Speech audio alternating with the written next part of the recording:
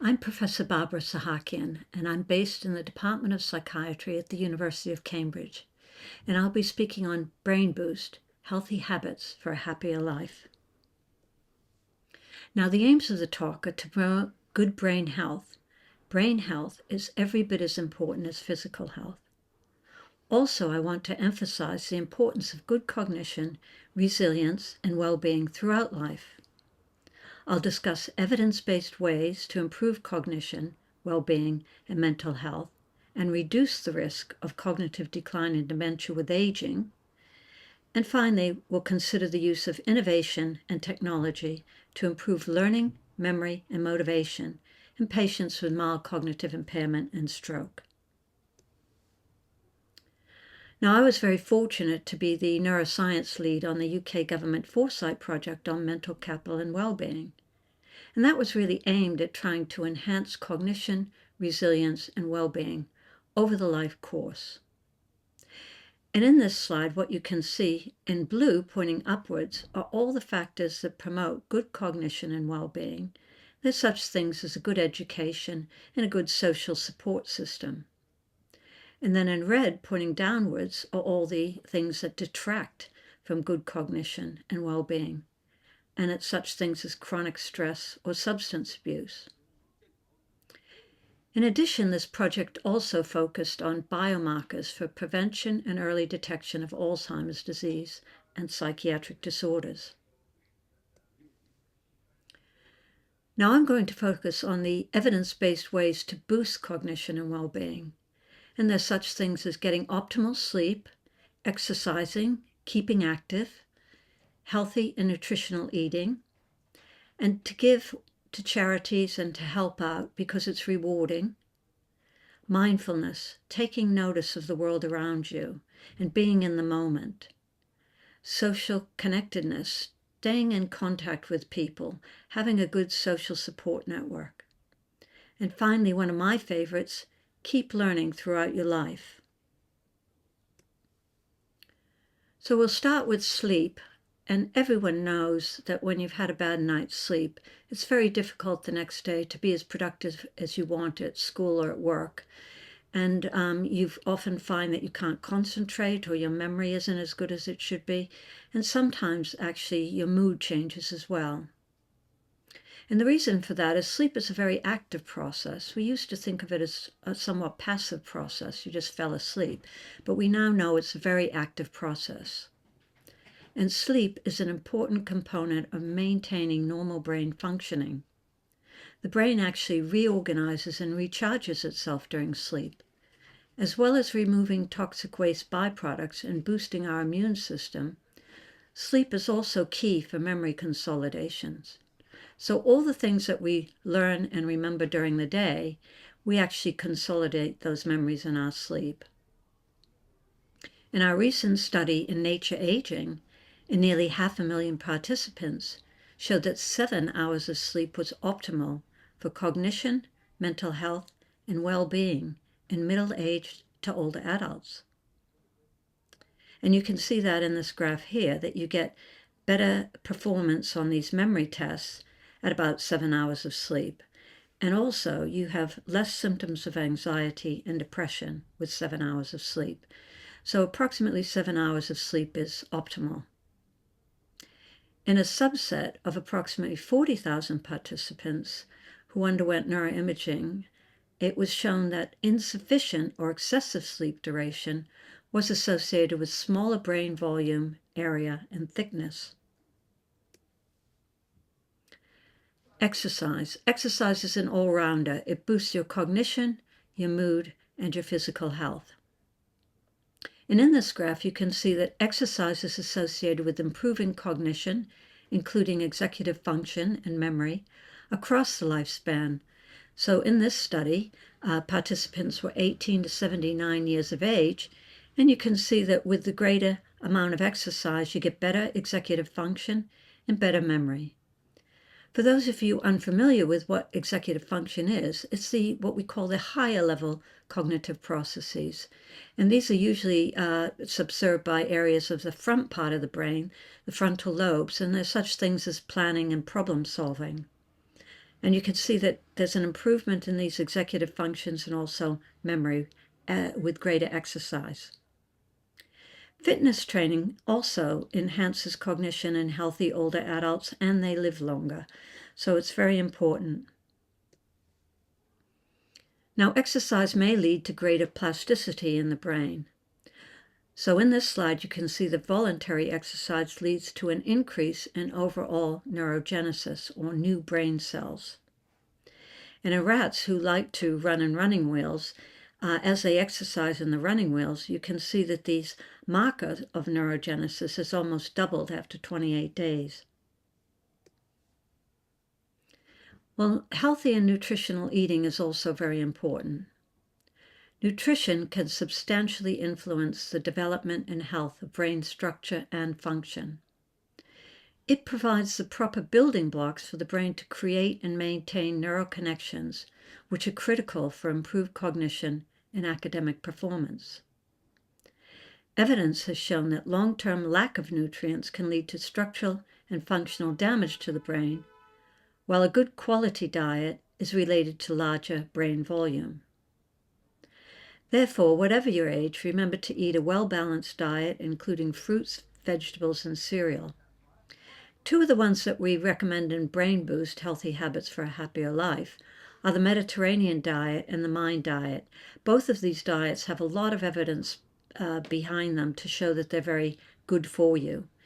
The Mediterranean diet has more options available to eat, so many people would find that an easier diet to stick to. But both of them are excellent diets. And finally, do maintain a body mass index within the optimal range, 18.5 to 24.9. Body mass index is calculated by dividing an adult's weight in kilograms by their height in meters squared. Our study of 19,000 participants from the UK Biobank showed that higher cereal intakes and lower caffeine diets were associated with increased volumes of brain gray matter and improved cognition. And you can see that in this graph here, that across all these different cognitive tests, you get better performance with increased intakes of cereal and worse performance if you have a high caffeine diet. So keep a low caffeine diet and a high intake of cereal. And we also know that diets rich in sugar, saturated fats, or calories can damage neural function. They can also reduce the brain's ability to make new neural connections, which negatively affects cognition. So remember to stay hydrated, drink lots of water, eat less salt, cut down on saturated fat and sugar, eat lots of fruit, vegetables, and cereal, eat more fish. And importantly, avoid becoming obese. Obesity is associated with increased risk of cognitive decline with aging, coronary heart disease, stroke, cancer, and type 2 diabetes. And it used to be that type 2 diabetes was rare in children based in the USA and UK, but now it's on the increase. Importantly, our study with the high cereal diets and low caffeine diets also showed that you had a better body mass index. Now, socially connecting with others is also incredibly important. We are social beings. Social isolation and loneliness are prevalent across all ages, genders, and cultures, and both were made worse by the COVID-19 pandemic lockdowns. The World Health Organization reported that 1 in 4 older people are socially isolated, and 5 to 15% of adolescents feel lonely. And when you think about it, adolescents, many of them will be at school, so they should have lots of friends and shouldn't really feel lonely, but 5 to 15% of them do. Our recent studies showed that there were negative effects of COVID-19 isolation on emotional cognition, but that this effect was smaller in those who stayed connected with others during lockdown. Developing social connections and alleviating loneliness is also associated with a decreased risk of mortality, as well as a decreased risk of a range of illnesses. Social interaction is associated with positive feelings and increased activation in the brain's reward system. So be sure to keep up with family and friends, but also expand your horizons and make some new connections. In fact, our recent study showed that in children and adolescents, having 5 close friends was optimal for brain structure, cognition, and mental health. So with 5 close friends, children and adolescents can thrive. Our recent study in neurology has indicated that social isolation is associated with brain changes, poorer memory, and other forms of cognition, and an increased risk of dementia in older adults. Indeed, social isolation was linked to a 26% increased risk of dementia in older adults. Our study also showed that there was an impact of loneliness on dementia risk, but that this was mainly due to depression. As you can see in this graph, social isolation-related decreases in gray matter volumes were associated with poorer cognitive performance. Giving is rewarding, not just for the person that you're giving to, but for yourself. Volunteering can also give a sense of meaning in life, promoting happiness, health, and well-being. Older adults who volunteer regularly also have greater life satisfaction and reduced depression and anxiety. In short, making others happy is a great way to make yourself happy. Kindness, altruism, and empathy can affect the brain. One study showed that making a charitable donation activated the brain's reward system in a similar way to actually receiving money. So if somebody lies in the scanner and they're donating to one of their favorite charities, you actually see that there's recruiting activation in the VTA ventral striatum network. That's the same network involved in receiving monetary rewards, and the subgenual area involved in social attachment and affiliative reward mechanisms. Mindfulness is excellent. Focus on the present, take notice, stay in the moment. Sometimes when you go into restaurants, you see people, they're with friends or family, but they're on their phones and they're scrolling through their phones and they're not getting the most out of that moment. Try to be in the moment. Don't worry about the future or dwell on past mistakes. Structured meditation and mindfulness training have been shown to improve emotional regulation, reduce stress, anxiety, and depression, and help prevent substance abuse.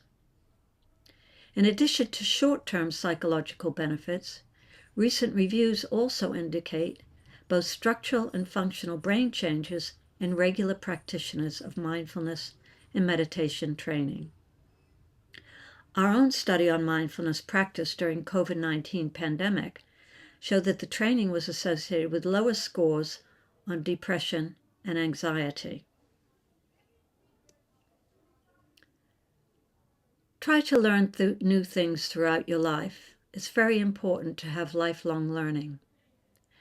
The brain changes during critical periods of development, but it is also a lifelong process. Learning new skills can modify both brain function and the underlying brain structure. For example, juggling has been shown to increase white matter structures in the brain associated with visual motor performance. Similarly, musicians have been shown to have increased gray matter in the parts of the brain that process auditory information. Learning a new language can also change the structure of the human brain. A large review of the literature suggests that mentally stimulating leisure activities increase brain reserve, which can instill resilience and help protect against cognitive decline in older adults, be it chess or cognitive games. Reading books that you enjoy in early childhood has been shown to have long-lasting benefits for brain health, cognition, and academic achievement. And if you need tips on what to read, see the Queen's Reading Room.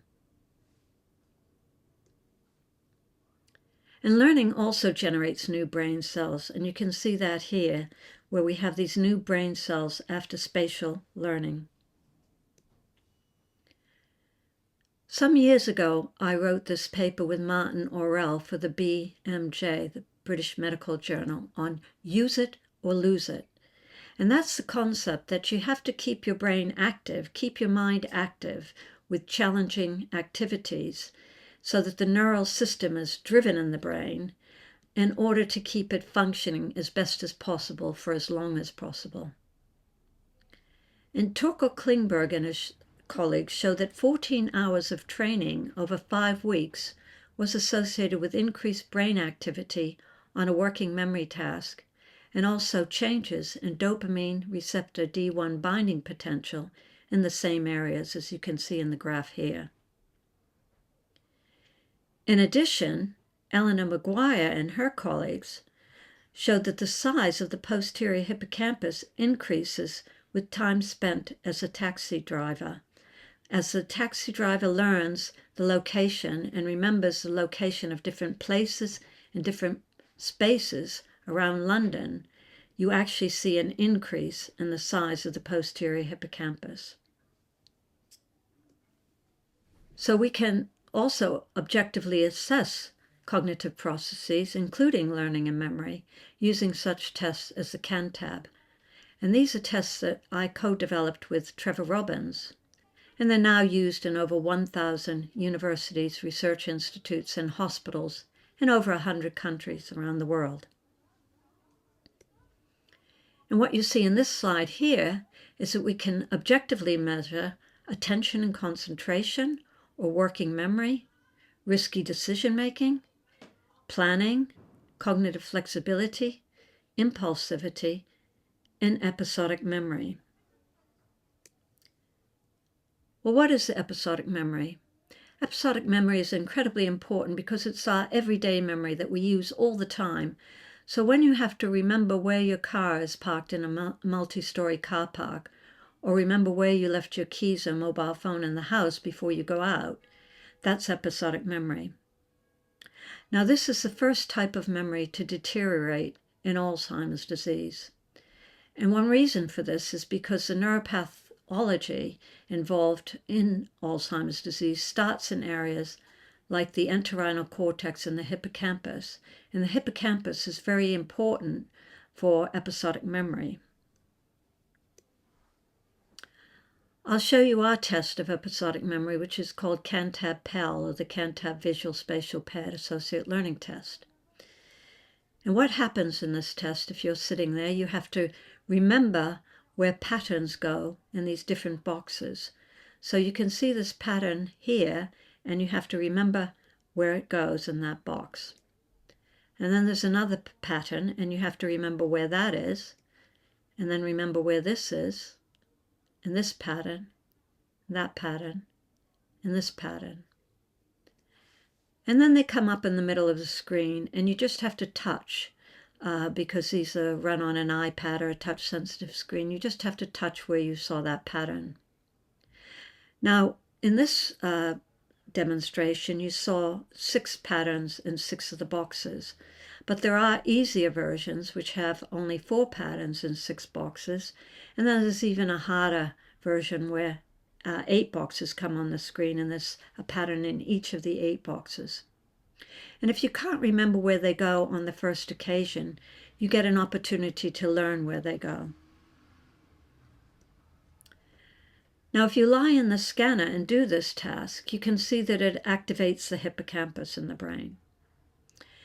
And importantly, you can also see that if you're a healthy older person, what happens is that you don't really have to activate very much when there's only 4 patterns in the 6 boxes.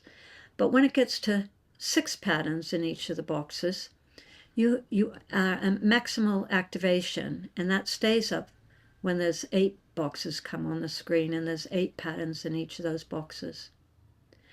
But what you can also see, if you're in the very earliest stages of Alzheimer's disease, which is amnestic mild cognitive impairment, that you actually activate maximally when there's 4 patterns in the 6 boxes.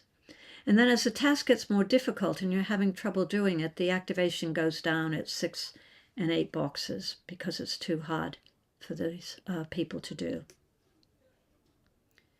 In this slide, what you can see is poorer performance on Cantab-PAL is associated with more severe dementia as measured by clinical rating scales. And also, you can see the poorer performance on Cantab-PAL is associated with higher cerebral spinal fluid tau in patients with amnestic mild cognitive impairment. So you can see that the markers of neuropathology increase as performance on this task is worse. So what I wanted to do was improve learning and memory in patients with amnestic mild cognitive impairment and also in other patient groups. So we developed games for cognitive training because we thought that these would be more fun and people would continue to do it. We know that cognitive training works, but some people don't want to stick at it because they don't find it as interesting as it could be. But by gamifying it, we could make it really fun, attention-grabbing, motivating, and easy to understand. So we involved a professional games developer who came into the lab to help us develop these games for cognitive training. And you can see 2 of the games here, and these games were titrated in difficulty. So if you were doing well in the game, you would move ahead quickly. But if you weren't doing so well, it would come down a level or so that you could, learn better and move ahead rapidly. And there's one called Game Show here, and the other one is called Wizard. And I'll be showing you Wizard. And Wizard was based on a Harry Potter motif. So actually what you do is you battle against another wizard. And in order to battle with the wizard and move ahead in the game, you have to get potions and spells. But to get these potions and spells, you actually have to learn and remember where runes go in different chests. So if you learn and remember where these runes are in these different chests, then you get these potions and spells and can battle effectively with the other wizard and move ahead to win the game. So I'll now show you how that works.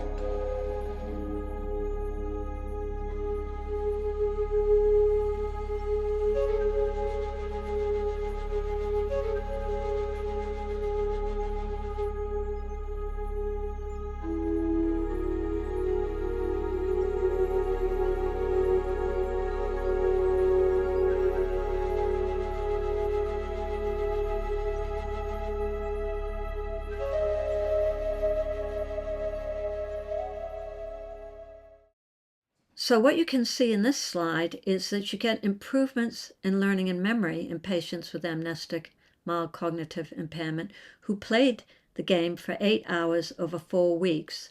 And you can see that the errors are reduced and their memory scores improve. But also importantly, what you see is that the enjoyment and motivation of playing the game stayed high throughout the 8 hours. And also, they viewed that their memory got better and they also had more confidence as they played the game. We were able to technology transfer this game to the games company Peak, and it's also now with PopReach. And the nice thing about that is now that it's available on mobile phones, so anybody can download and play the Peak Advanced Training programs of the Wizard from Google Play or the Apple App Store. Now, we like to engage the public in science because we think it's really important that the studies that we do are actually available to the public so they can use the information and get the benefit from our research. So in conclusion, while many people monitor and improve their physical health using mobile devices and wearable technology, they rarely consider improving and monitoring their brain health and well-being. Our recent study showed that having a favorable lifestyle, including factors of sleep, diet, and social connection, was associated with a 57% reduction in the risk of depression. It is important to keep our mind active throughout life and to actively work on our cognition and well-being. Having a healthy lifestyle will help reduce the risk of cognitive decline and dementia with aging. Technology, including apps on iPads and mobile phones, can be used to assess cognition and for cognitive training. And brain training games improve motivation so people can learn and remember better. Education in schools on brain health, resilience, and well-being should form part of the curriculum, and this would ensure that everyone can achieve good brain health throughout life. So I'd just like to acknowledge our collaborators and thank them, and particularly Dr. Christelle Langley, who's the co-author of Brain Boost, Healthy Habits for a Happier Life. And I want to thank you for watching this video, and I hope you enjoy reading Brain Boost.